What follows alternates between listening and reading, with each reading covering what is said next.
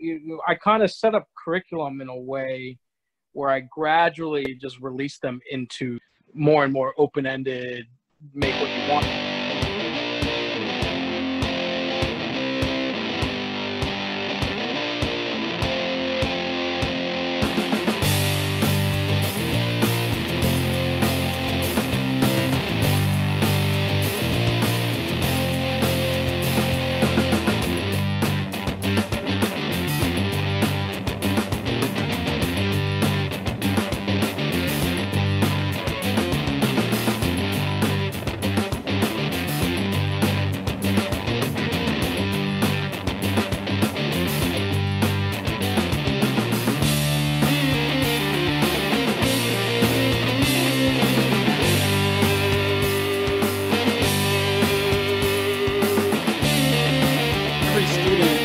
Will work on their own project. Some students don't hardly do anything, and some students will pair up. But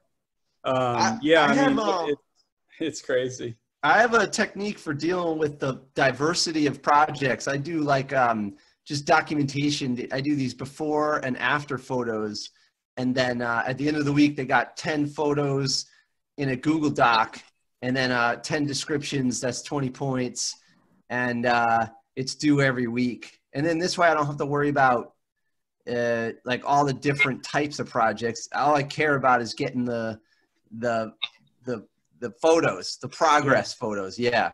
I have them keep a portfolio. Well, I try to get them to keep a portfolio, updated. Right.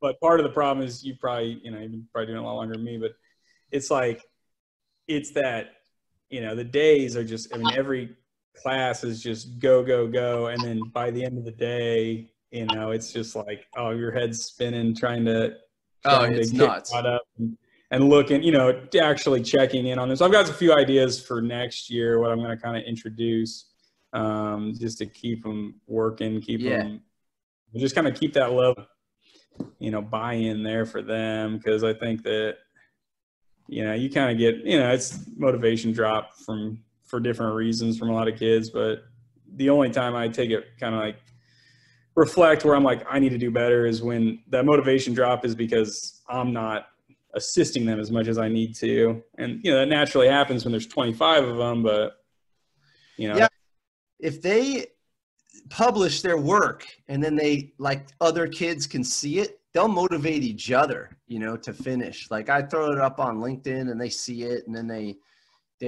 I'll take a good one and I'll send it back to them and I'll say, hey, look at what people are doing. And we're getting into video now too. So like, it's not all on you. They can motivate each other. I've had the kids partner up so that you have two kids working on, they're each making their own project, but I try to get two kids doing the same project. Then it takes that number from 20 to 10. You got 10 different projects going on instead of 20. Yeah. That's true. Or you get three, or you try to get three kids doing the same project. That's the best way that I have, because then if one kid is out, the other one or the other two can help the other kid.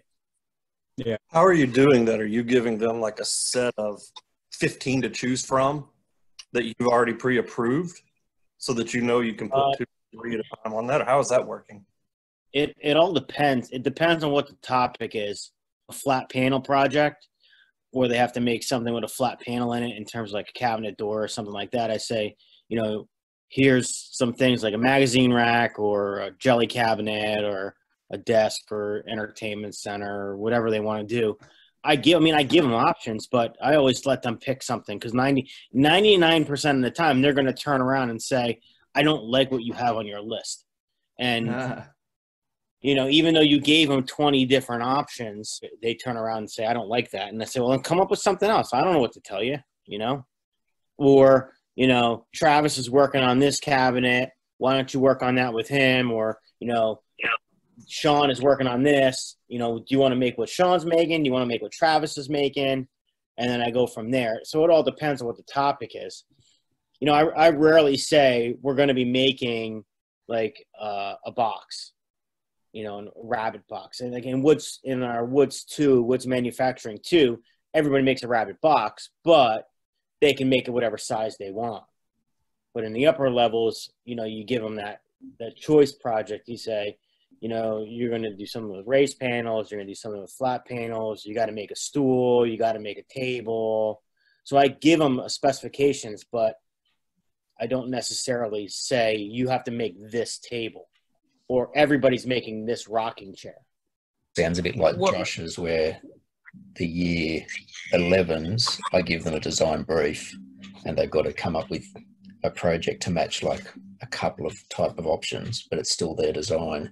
But once they get into the senior year, it is all their project. And when you've got a really big class, that can be a real struggle. But you sort of hope for smaller classes. The biggest class I've had was like 18, I think, in that. And I think we all try to avoid making 25 different tables or 25 different picture frames, right? Like, you don't want to be the one doing that, right? So I kind of set up curriculum in a way where I gradually just release them into more and more open-ended, make what you want type thing. So we start the year just following a plan. And then the second project, add in a variation of choice of material and size. And then the third project, you add in a variation of material limit. So the third project, I do like 200 feet of 1x2. And then by the time we get to the fourth marking period, I say, all right, you get 8 feet of pine board. You're going to plan it from beginning to end. And so, I mean, for me, like classroom management past 20 is all about getting them independent enough so that you're not running around 2 minutes at the chop saw and then 5 minutes at the table saw. So the other thing was, like, one of my favorite things is when I was teaching Woods 4, I told the kids their first project was they had to cut a circle on the table saw. So I showed them how to do it. And then I gave them open-ended choice of what they can make. They can make a Lazy Susan, they can make a clock, they can make a milking stool, they could make a rounded table. So then it was like free choice. It was technique. Cut a circle on the table saw. I don't care what you make. It just has to have it done that way. And when we did the milking stools, the nice thing about that was instead of turning the tenons on the lathe, I also had the kids cut the tenons on the table saw also. So I had a jig cut set up for that. So that was like extra. So it was advanced techniques in table saw.